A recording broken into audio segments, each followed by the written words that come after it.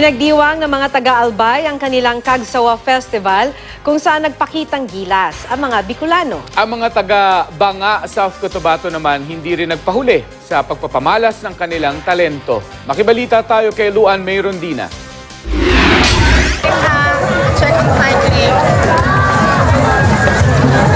Isa-isang pumasok habang nagsasayawan sa compound ng munisipyo ng Banga, South Cotabato ang mga bading na sumali sa isang Mardi Gras parade.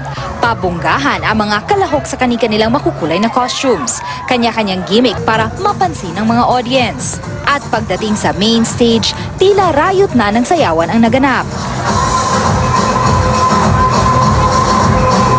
28 bading ang sumali sa parada na bahagi ng ika-75 taon ng bayan bilang isang settlement district. Ginawa raw ito bilang pagkilala sa lesbian, gay, bisexual, transgender community sa bayan. Ang mga magsasaka naman ng bayan, break muna sa mga sakahan. Iba't ibang aktibidad ang ikinasa ng lokal na pamahalaan para sa kanila, bilang pasasalamat daw sa kanilang ambag sa komunidad. Halos 500 magsasaka ang sumali sa mga parada ng kanilang mga produkto. Pero kakaunti raw ang naiparada ngayon dahil na rin sa epekto ng matinding init. Gayunman, tuloy pa rin ang kanilang kasiyahan. May mga sumabak sa pabilisang makahuli ng manok at makakain ng singkamas.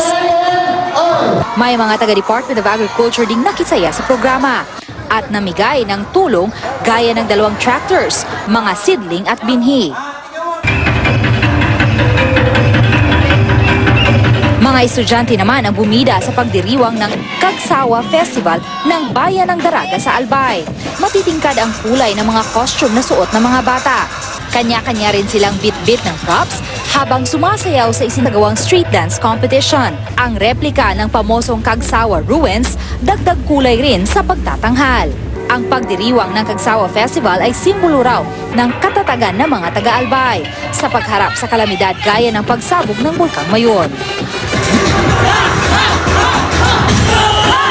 Luan May Rondina, Nagbabalita, Pilipinas.